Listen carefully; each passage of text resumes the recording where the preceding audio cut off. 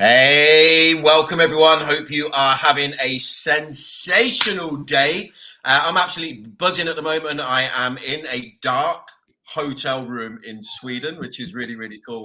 But super excited to have my buddy from America, the amazing Rob Sperry. Rob, how you doing, bud?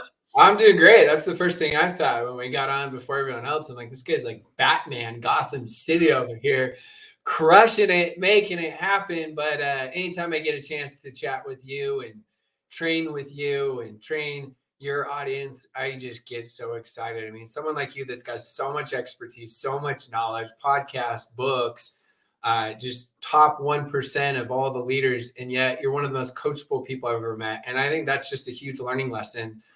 No matter how much we learn, we always have more to learn. So even though I teach a lot, I learn a ton from you, and I'm excited to be on here. Hey, mate. Well, I'm super stoked. I mean, obviously, it was, I don't know, it feels like yesterday, but it was probably a couple of months ago we were out in Dubai, wasn't it? Must be a couple of months now. It feels like just yesterday, and now it was February. So March, April, May, 3.5 months. I love it, mate. Crazy. Time flies. Well, hey, mate, look, I'm really excited to be bringing you online. And for those of you that are watching live or even checking out YouTube or the podcast, you are in for a real treat this evening.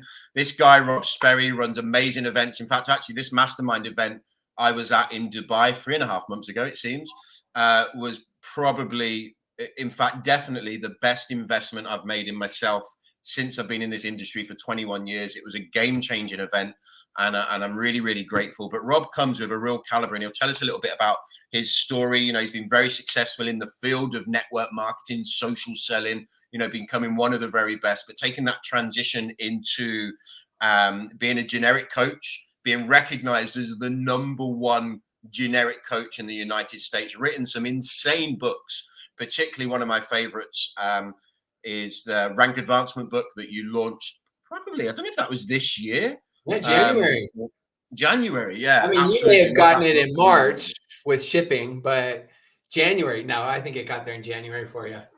Yeah, no, mate, absolutely epic. I know that the team are loving that as well. So, Rob, would you mind, you know, for those, because we've got a massive influx of new people that are coming to the business. You know, I told you very briefly, we've just opened up international doors across 17 markets, which is super exciting for us. And you can probably share a little bit on your thoughts on that as well. But tell us a little bit about, obviously, yourself, so people can get a bit of an understanding of, you know, where you come from, who you are, and what your passions are right now today. Yeah, absolutely. So I was a tennis club instructor, and that's what I did. I taught tennis. I played semi-professional tennis, played college tennis, and then I ran a tennis club, and I thought that was the dream job. I wanted to own my own tennis club, and then I realized that they don't really build too many new tennis clubs. They tear them down and put, you know, some real estate, some condominiums, some houses and stuff because of how expensive they are. It's more of a passion. So I'm like, what's my real passion? My real passion is I just want to do something I feel like I'm good at, and I want to make a ton of money. It's me like, did he just say make a ton of money? Yeah, because I knew what the money was for. I wanted to make a ton of freaking money because I wanted to go on 7+ family vacations every year. I knew this. Like, I knew this in the beginning because my dad always taught me that he grew up filthy rich, and he said, look, the money is nothing unless you understand the value of it. I'm like, what does that mean? He's like, it's memories. And that's where, for me, my mantra has become, as Craig knows, die with memories, not with dreams. So I do go on minimum 7 family vacations every single year. And I do at least 1 to 2 with my wife without the kids, because that's when I get my wife back when the kids aren't there. I always joke around about that. I get full focus, right? Us guys, we're just needy. I don't think I'm needy, but I think we're just needy, right? Like, as we go. So did that and started building the network marketing industry, became the #1 recruiter out of 1 million distributors. I built my business in 40 countries. And now fast forward, podcasts been listened to by 128 countries last I checked. I've written 8 books. And let's just say that that's the highlight reel. I failed forward and have like thousands, maybe tens of thousands of failures in between that, of saying the worst thing anyone could ever say. Doing the worst type of follow-ups and invites, and like presentations were so bad. My Facebook Lives were so bad when I started doing those. and all of those. But I transitioned into coaching years ago. I don't even know how long it's been, 4 years ago, 5 years, I don't know. And that's all I've done now is I just focus on helping network marketers from all different levels really level up their business and help them to have breakthroughs. And so it's been a ton of fun because even though, like I said earlier, I'm the teacher, I'm the coach, I got all these legends like Craig sharing with me their secret sauce strategies. So I'm like teaching and then absorb from this leader, this leader, this country, this market, that market. So it's been fun. And I can't tell you how excited I am for all of you because I know what that means, having better access to all of these different markets, because we know success loves speed. And now you got this momentum. It's like this wave has been created. But do you want to be the person that's on the beach that says, oh, I saw Craig surfing or body surfing, I saw him? Or do you want to be the person that paddles? And if you paddle, the wave will do a lot of the work, but you still got to do your part. You got to paddle. So you don't want to be the person that was there and saw the Craig Whites of the world surfing or body surfing, or do you want to be the person that catches the wave? And that's where it's up to you. You're starting to see what's happening. You see the buzz. Now it's time for you to put all out focus. I'm not telling you how many hours. Each person's different. So be like, Rob, I got to work 40 hours a week. I'm just saying when you work. When you work and put all that focus. Yeah, mate, love that. Do you know, it's really funny that interesting that you mention, surfing, body surfing. I've lived, when I returned from traveling back in 2001 and made my kind of step into this industry, I've kind of lived my life with this mentality of be the storm to create the wave.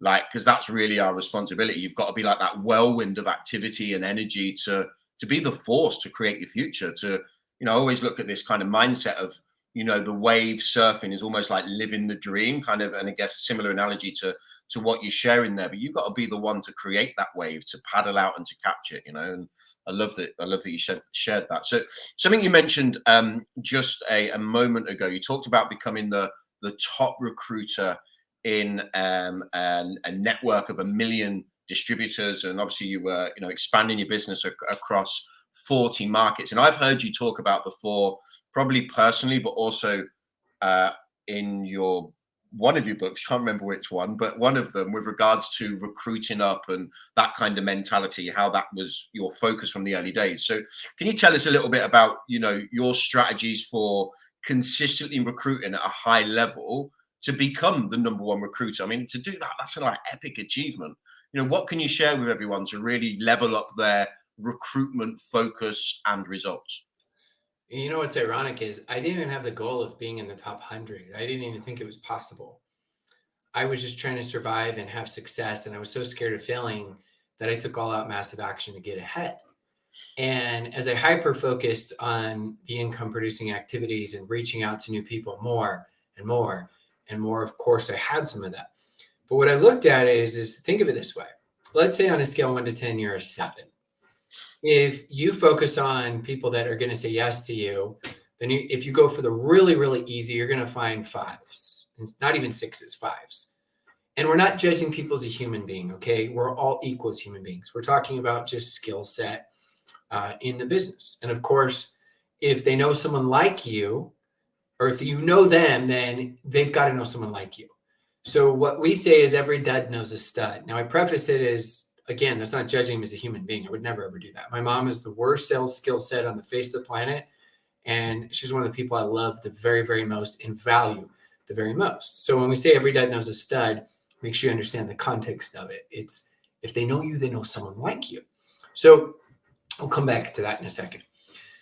So 7s recruit 5s because, 6 is going to be a little bit of work. You have a little more credibility, but a 5, you got a lot more credibility.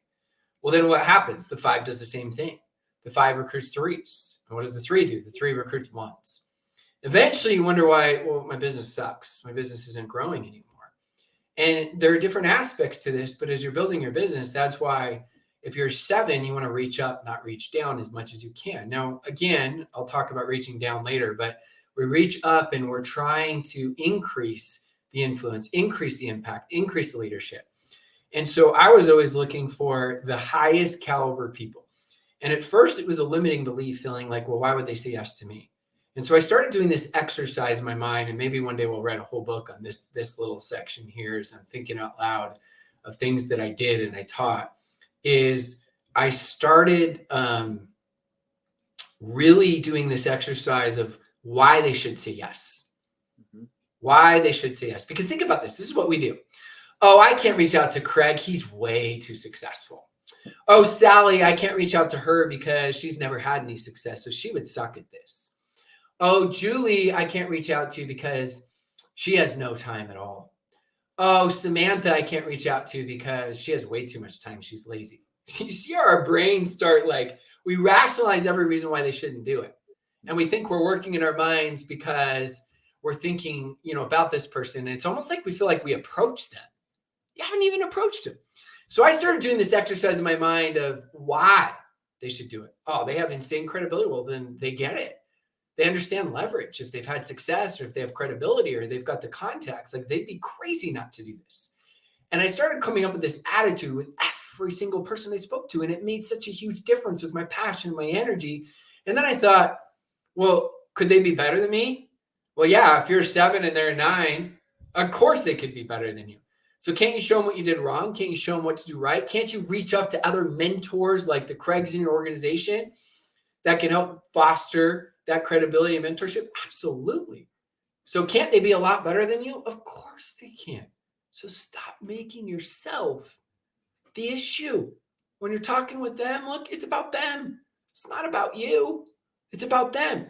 The second thing is that's our focus. But that doesn't mean we start excluding of, oh, Sally's a 5. And Rob said, if I'm a 7, to not reach down. No, I said, your focus is trying to sponsor the highest caliber people you can, but we still need to open our mouths to have success. So if I start talking to the 5, if I'm a 7, in my mind, see people for what they can become, number 1. So I start seeing them for what they can become. Number 2 is, if they know me, they know someone like me. So they may be a 5, but distributors sponsor other distributors. Leaders sponsor circles of influence. So I'm getting in their circle of influence and saying, you know what? Who is the most credible person you know? Who are the most successful 5 people you know? And what I'm doing is I'm going down to be able to reach way back up as I do this business. So that's kind of the combo. Now I need to write all that down, and maybe we need to do another book, and Craig can help me on that, and explain that whole thought process and theory as you go. But that's a large part. Of course, there's more to it. Of course, there's duplication, but that's part of the duplication is what I just taught you is the best way to duplicate is get someone launched properly. Like, think about it.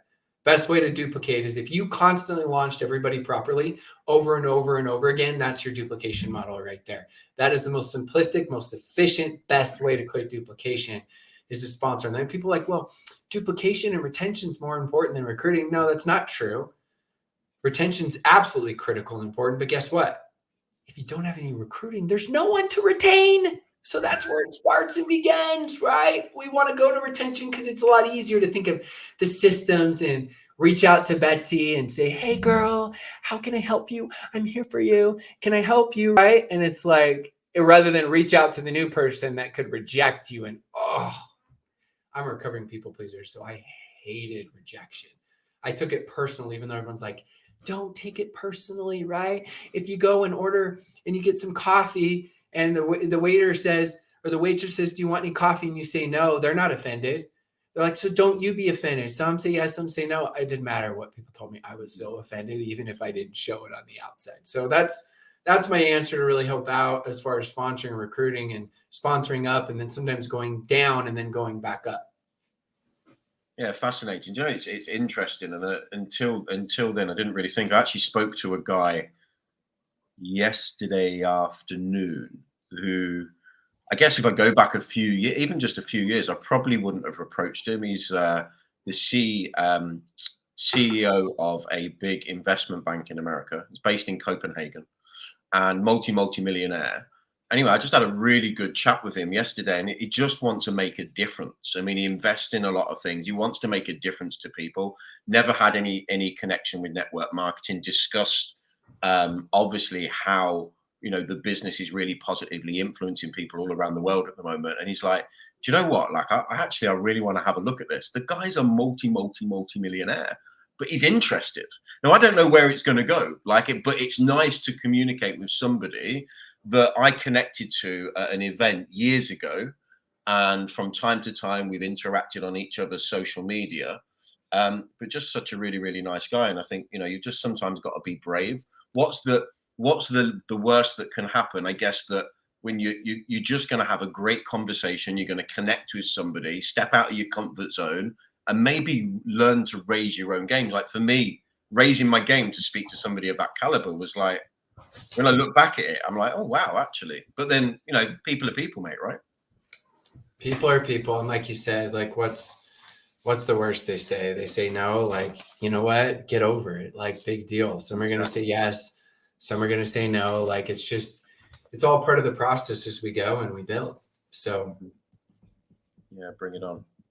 So, from a rank advancement kind of focus, I mean, obviously, you talk about recruitment. You know, we know like procrastination can be the mother of evil in our business, but I guess we all do it. You know,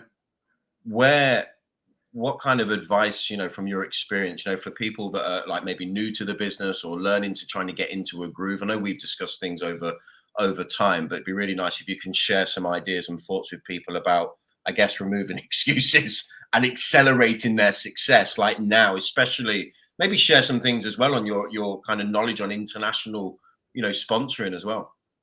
yeah, I think we just complicate the business too much. And we got to go back to the basics. And it's our own insecurities that we feel like are these big voids and gaps that we need to fill. And we don't want to quit the business, but we can't handle the rejection and the different fears that come along with it. So that's where we start trying to become experts on everything, the comp plan, the products. I need to study this market. I need to study that. And we confuse being busy with being productive, right? In a job, you work X amount, you get paid X amount. So we're used to trading time for money. And so we still have this deep down subconscious association to trading time for money. And because of that, we feel like because we're not quitting, that we're going to have success. Not quitting is a necessary step, but it's not enough. Like if you're going to climb a mountain, not quitting would be maybe it's a mile, but the mountain's 10 miles to climb for success. So you're not going to do a mile and then all of a sudden stop and say, wow, I'm crushing it. No, you're stuck there, which is good. You made progress, but you got to keep making progress. And so procrastination is a way that we cope and deal with our insecurities. If you really think about it, that's what procrastination is. Insecurities with different fears. And so you got to simplify the business and understand that successful people just do the basics better. That's it. They just do the basics better. I mean, the successful people do the basics better in social media. They do the basics better as far as inviting. They do the basics better of following up. So as you're building your business, I'm a big believer that we don't ever lack motivation. We lack a vision. When the vision is clear, then we always have the motivation. So challenge your vision. Now, vision doesn't have to be this huge, grandiose vision, like insane. For example, if someone brand new started today, I'm not going to say to them, hey, Ruth, did your why make you cry? And Ruth's looking at me like, Rob, I just started today. I just want to make my money back. And I'm over here like, but did your why make you cry? Are you bawling yet? And they're like, you are weird, right? So understand that vision is different things for different people at different times, right? You're going to have a different vision when you're 8 months in the business versus day one. So vision is just what helps create people making their decisions, right? And Tony Robbins says every decision we make is based on our association to pain or pleasure. If I go to the gym and there's more association to pain, then that New Year's resolution is going to be gone very soon. If I go to the gym and the association is like Craig, right? His association is he's like, I got to look really good in that small pink Speedo, right? He's got this vision so clear. He's like working out, pumping the iron, staying in an extra 10 minutes. So that extra small pink Speedo looks fabulous, right? But the vision's clear. It's the same thing. You're going with your friends, right, on a trip, and you're like, oh, like I'm gonna be in that bathing suit. I gotta look good. So the vision's really clear. But when it's not, it's like a hope that's thrown out to the wind, and you never would know which way it's gonna blow in the wind. And so for you, you challenge the vision, even if it's a small vision. Maybe it's a small vision that's big to you. Maybe it's making extra $100 a month because it's gonna, help get new tires for your automobile, right? Maybe it's to go on that family vacation. Maybe it's, well, it doesn't matter what it is. It's something. And you create that. And then what you do is you create a small win streak. We're too hard on ourselves. The best way to get started is to start doing. That's what Walt Disney says. The best way to get started is to start doing. So we start doing small things to help us, right? How do you climb the mountain? One step at a time. So how do you eat an elephant? One bite at a time. So what you do is you start saying, okay, I'm going to create something really small. And then you build up and you build up and you build up and you build up that endurance, right? And you build up that discipline muscle where eventually it becomes bigger and it becomes better. And so that's what I like to do. And so it could be as simple as you're not going to miss personal development. And so you just do, even if it's 2 minutes a day, your goal is an hour a day, but you're not missing ever. So even 2 minutes. Eventually, if you've gone 63 straight days without missing personal development, you're probably not missing day 64. You're not missing day 65. All of a sudden, that small little win streak becomes a habit. That habit starts to form a brand new identity. And so a lot of you have imposter syndrome and you keep self-sabotaging your business and you keep getting to this rank and stuck and stuck and stuck and stuck, because that's where you've set your thermostat, your identity, right, of success.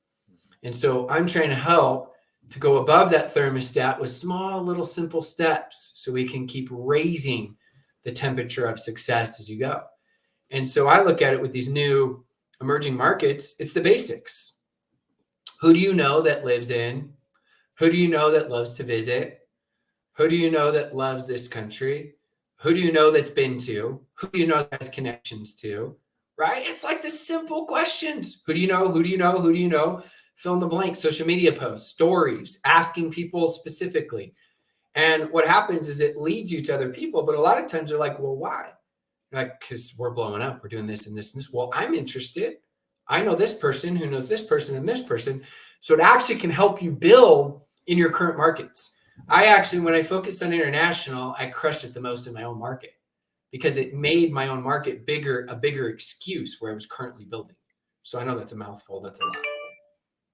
There we go. Hey, look, mate, I totally agree. I think like the biggest for us, I still believe the biggest platform for growth is in the UK and Ireland, but it's certainly, for me, it's opened the eyes to existing connections that probably wouldn't have looked at the business in the past, or there's a new way to approach people, and I think that's really, really important. So yeah, I can understand how that's going to make a big difference. And I know when we were out in Dubai, I think, more often than not, global businesses seem to typically have most of their sales volume in 2 markets. Generally, that was right. Yeah. Yeah. So let's give you the example of even my 40 markets. Guys, it sounds really cool. But what happens is we all count anyone we get from any market. Substantial volume in 40 markets, there isn't a company that does that, let alone a distributor. I mean, as far as companies that are doing over $1 million in sales in more than 10 markets, it's probably less than 5, just to give you an idea. So it's typically 2. And if you're like crushing, like next level, maybe 3, but it's typically 2. And you don't know which one's going to take off, but that's really, really good insight and perspective. Love it. I know when we were out in Dubai, you talked about what's your number.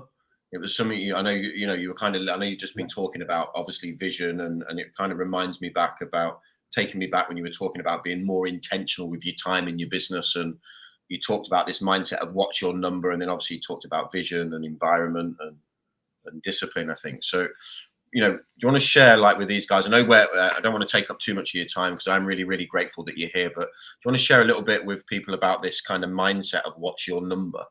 Yeah. Most people don't know what they want. They say they do. They want time or they want money. Like, what does that represent? What does it look like? In the beginning, we're not super clear. Like I said, it's not your why does it make you cry at the beginning. It expands and it grows. So the beginning is simple, but as it expands and grows, it becomes deeper, it becomes bigger, it becomes more clear. And as it becomes more clear, I give examples. For me, it was 7 family vacations every year. For me, it was I have 4 kids. And I said, someday I want to be able to take all my kids and their future spouses, assuming I like them, and all the grandkids, right? That's a big if.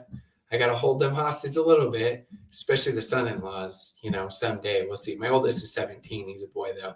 And I want to take all the future spouses, my kids and grandkids on a trip every year, all expenses. This is when I was broke. I created this.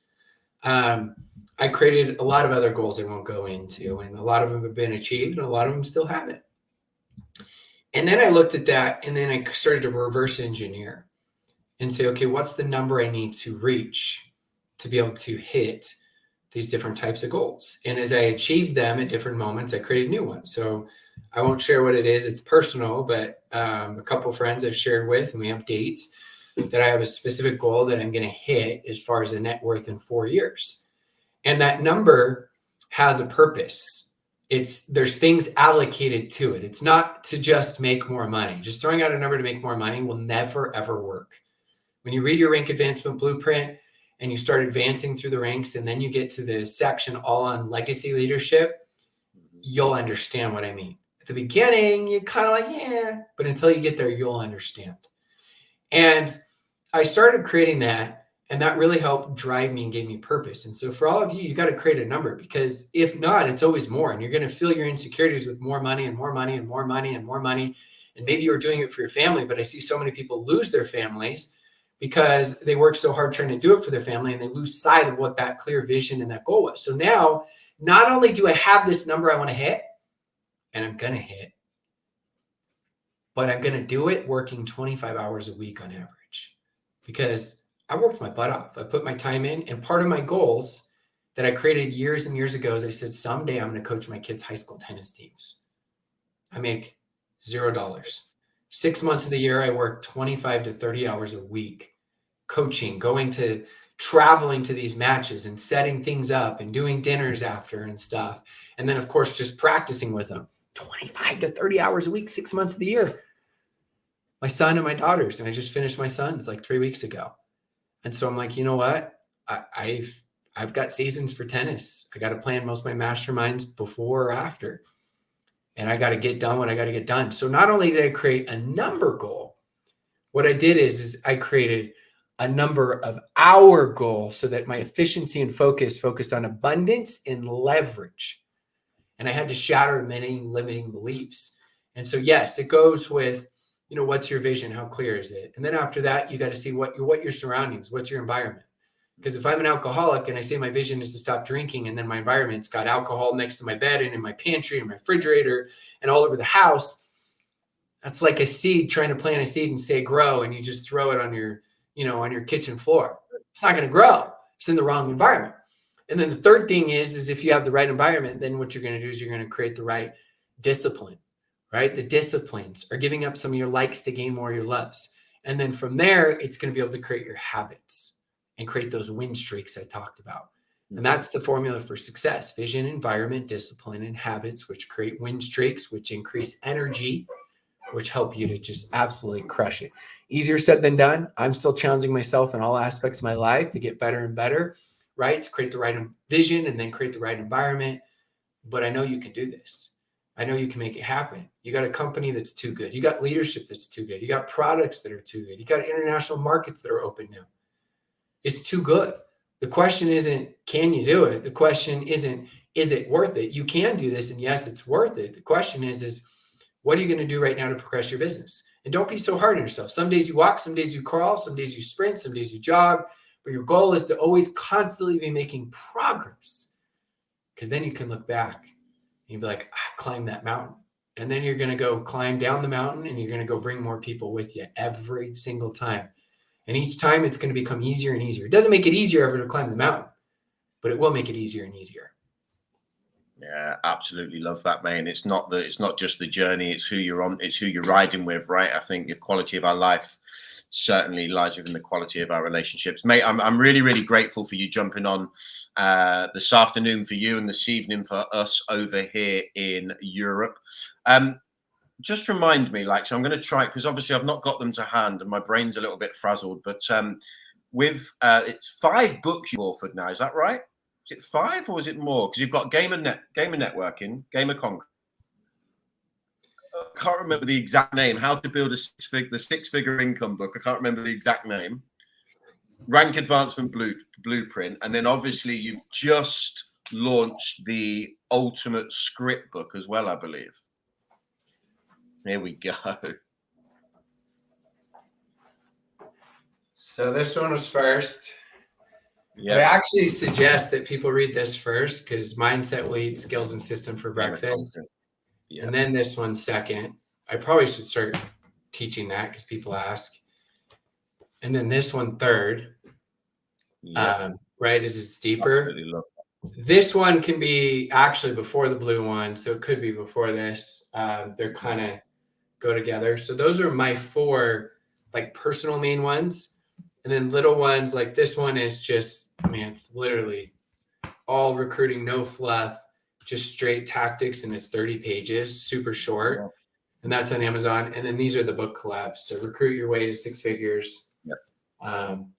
So all of those. So I can't remember. I forgot them now, looking at them. So tell me, I know the script book's just actually recently been launched. Tell me a little bit about your philosophy on scripts, and then we will see if there's any quick, cute questions from people, and we'll go from there. So your kind of mindset on scripts and why you brought this script book out.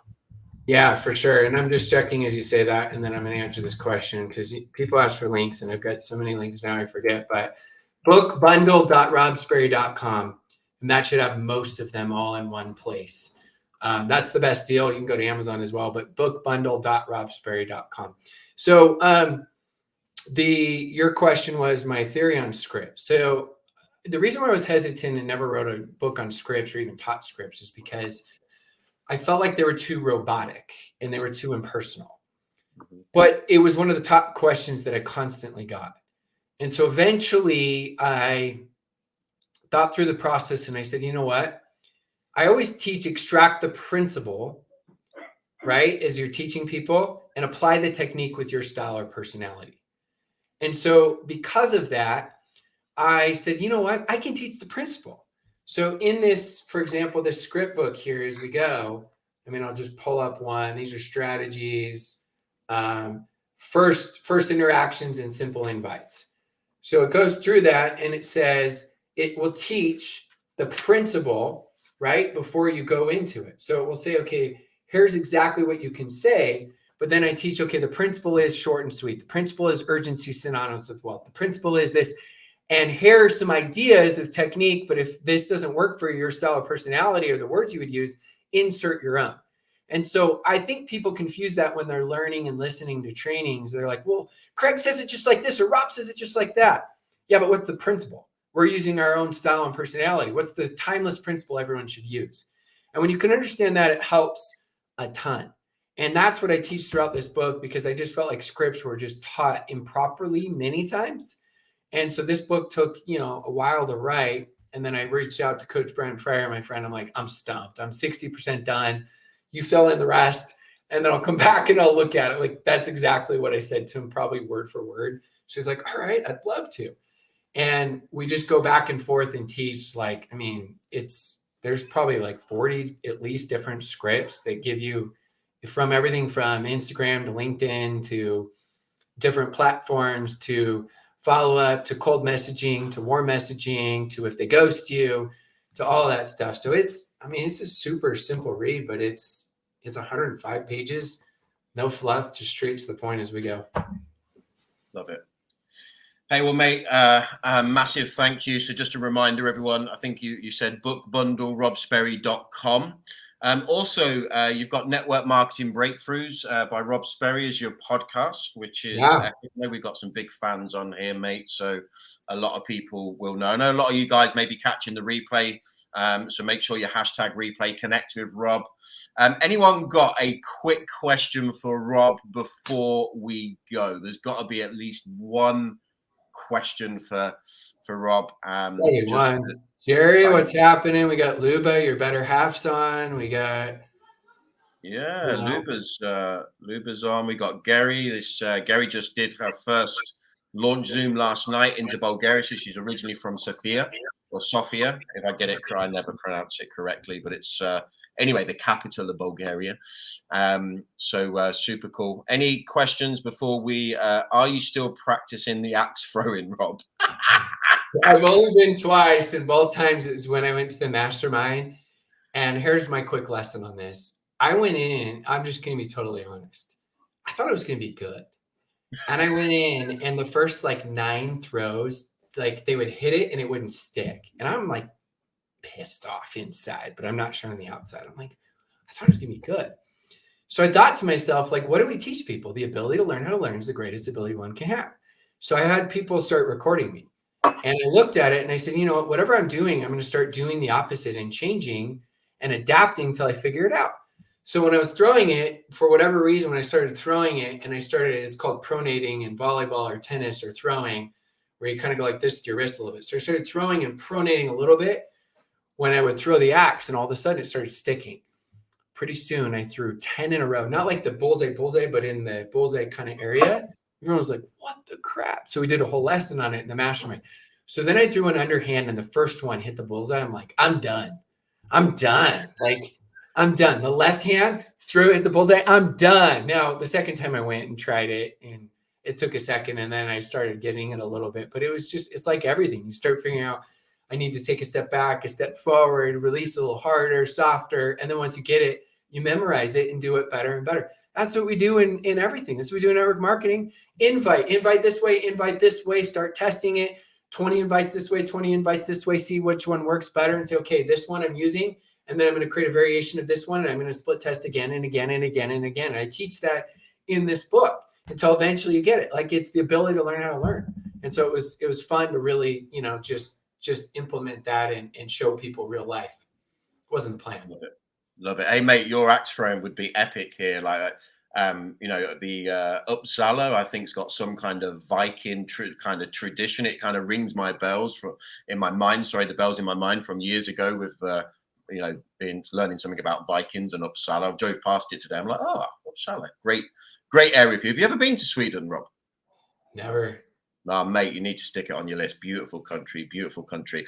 Gary's just asked a question, so I'm going to ask because she is an absolute legend and massively successfully launched her business last night into Bulgaria. So I think her question should be asked just as an added, you rock kind of vibe. So what's the best way to successfully start new team members, please? Well, I'm glad you're helping with the pronunciation because it's so hard. So Gary, I know her well from social media. When you know people, like, 'cause you see them all the time commenting. So I feel like we know each other. So I'm glad we got the name right now. So successfully launching someone, this is what I would do. I mean, obviously, this could be an hour-long training. So if I were to simplify it, the best way to get someone started is get them a small win right away. The best way to get someone started and launch properly is get them to reach out to new people right away. They're either going to bed with dreams because Sally and Julie and Sam and Johnny may join this business or may buy their products, depending on their approach, or they're going to bed with fears and nightmares. What do I say? How do I say it? No one goes to bed and wakes up more excited tomorrow. When they join, they're at their highest euphoria, their highest excitement. And so I know we get insecure and we want them to watch the training for the training, but what do they need to know? They're not going to be able to explain anything in 2 days, 4 days, 5 days a week. Use the tools, use the system. And part of that is show them how simple it is. Yeah, that's okay if you don't know the answers, I'll help you out. Your whole goal is to approach people, whether it's a product or business approach, and get people to take a look. That's it. When I started really focusing on that, It helped me because every day that goes by that they don't do something, the odds of them ever doing anything go down dramatically in that first week. And if they haven't done anything for a week or reach out to new people, almost all are done. This is when they decide to do it as a business, not product users. And so that's why, you know, I really, really try to focus hard on that. Luba, the next mastermind, I don't know, do you guys say square footage or what do you guys call it? You say square footage? Square foot, yeah. For homes. Because I know we do feet, you guys do meters, so I didn't know with homes. So there's a 26,000 square foot log cabin. It's in the Guinness Book of World Records, is the largest. And in September, we're going to do one in Utah here with some insane like guest speakers that charge over 50 grand. And I'm calling in all the favors and they're coming in. And so we're going to do that in September 5th, I believe it is here. And then the one after that will be, I don't know location, but it will be February 23rd to the 27th of 2023. So there's your dates. Love it. Hey, well, mate, really, really grateful. Have a fantastic afternoon. Make sure you connect with Rob. He's come obviously give some of his time for us this evening. If you're watching the replay, get involved, connect. And mate, thank you so much for your time, buddy. And we will look forward to connecting with you soon. Have a wicked day, Rob. And thanks everyone for joining us. And we will look forward to another training coming soon. Take care, buddy. Appreciate it. We'll see ya.